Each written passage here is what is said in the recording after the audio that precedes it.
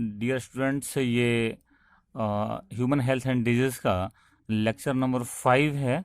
आज हम लोग बैक्टीरियल डिजीज़ को कवर करेंगे और हमारे सिलेबस में 2 बैक्टीरियल डिजीज़ हैं। एक तो टाइफाइड पढ़ना है हम लोगों को और दूसरा न्यूमोनिया पढ़ना है। दोनों के लिए हम लोग सेपरेट लेक्चर रखेंगे। टाइफाइड आज देखते हैं हम लोग। टाइफाइड को हिंदी में मियादी बुखार भी कहते हैं। थोड़ा सा हिंदी लेके चल रहे हैं। हिंदी मीडियम जो स्टूडेंट्स हैं, कई का कॉल है कि उनको थोड़ा प्रॉब्लम हो रहा है इंग्लिश में। तो आप लोग क्या करिएगा कि जैसे जैसे मैं वर्ड के नीचे पेन रख के हिंदी बोलता जाऊंगा, आप अपने कॉपी में उसको लिखते जाइएगा तो आपको आसानी हो जाएगी। जैसे फॉर्मेट है हम लोग का डिजीज पढ़ने का, वैसे ही उसी फॉर्मेट में देख रहे हैं हम लोग।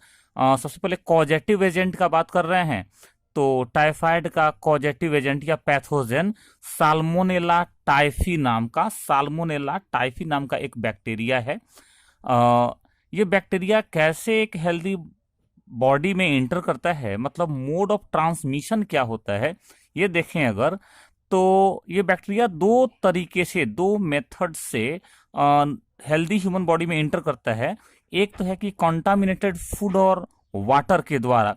कॉन्टामिनेटेड फूड और वाटर मतलब हुआ कि अगर ये बैक्टीरिया फूड और वाटर में प्रेजेंट है और उस अनहेल्दी मतलब बैक्टीरिया वाले फूड या वाटर को कोई हेल्दी पर्सन कंज्यूम करता है, ले लेता है, तो क्या हो जाएगा, ये डिजीज हो जाएगा। नहीं, ये जो बैक्टीरिया है वो हेल्दी पर्सन के बॉडी में इंटर कर जाएंगे।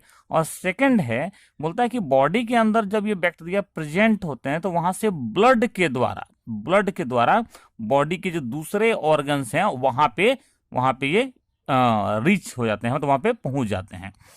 अफेक्टेड ऑर्गन्स की बात करो तो यहाँ पे मुख्य रूप से इन्फेक्शन जो होता है वो स्मॉल इंटेस्टाइन में होता है। आपको ध्यान रखना है कि इन्फेक्शन जो है वो स्मॉल इंटेस्टाइन में होता है। सिम्टम्स अब क्या क्या होते हैं इस डिजीज के, टाइफाइड के सिम्टम्स क्या क्या होते हैं। तो एक तो ध्यान रखना है आपको कि कंटिन्यूअस हाई फीवर रहता है। 39 डिग्री से लेकर के 40 डिग्री सेल्सियस तक लगातार फीवर बना रहता है। नहीं, और क्या होता है, हेडेक होता है, सिर दर्द होता है। क्योंकि स्मॉल इंटेस्टाइन में इन्फेक्शन है तो एब्डोमिनल पेन भी आम बात है। नहीं, सामान्य लक्षणों में आता है एब्डोमिनल पेन। जब भी एब्डोमेन में पेन होता है तो भूख नहीं लगती है, लैक ऑफ एपेटाइट बोलेंगे इसको हम लोग, और वीकनेस होता है। डायरिया भी देखा जाता है कई पेशेंट में, लूज मोशन की शिकायत हो जाती है। नहीं, और अगर सीवियर केस है, मतलब अगर इन्फेक्शन का लेवल बहुत हाई है पेशेंट में, तो उसके इंटेस्टाइन में छोटे छोटे छेद हो जाते हैं, जिसको हम लोग इंटेस्टाइनल परफोरेशन बोलेंगे, बोलते हैं। ये सब सिम्टम्स हैं। इसके बाद से यहाँ पे बहुत ध्यान देने लायक एक बात है कि टाइफाइड के लिए एक स्पेशल टेस्ट होता है और उस टेस्ट को विडाल टेस्ट बोलते हैं, विडाल टेस्ट। और आपको ध्यान रखना है कि ये टेस्ट जो है बार बार एग्जाम में पूछे जाते हैं। लास्ट टाइम नीट में भी पूछा गया है ये, तो आपको याद रखना है कि टाइफाइड के लिए स्पेशल टेस्ट कौन सा है, विडाल टेस्ट है।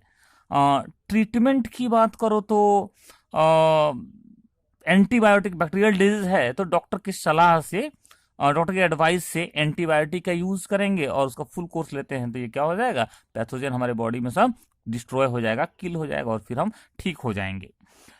इस डिजीज को कंट्रोल कैसे कर सकते हैं या फिर इससे बच कैसे सकते हैं, तो सिंपल से तरीके हैं। कॉन्टामिनेटेड फूड और वाटर को नहीं लिया जाए, avoid contaminated food and water. नहीं, जो भी दूषित भोजन है, जल है, उनसे बचा जाए, उनको नहीं लिया जाए। अगर इन्फेक्शन हो गया है तो एब्डोमेन में चूंकि परफोरेशन वगैरह के चांसेस होते हैं, तो हमको जो है वो लिक्विड फूड ज्यादा लेना चाहिए। नहीं, use liquid food during infection में लिक्विड फूड ज्यादा लेना चाहिए।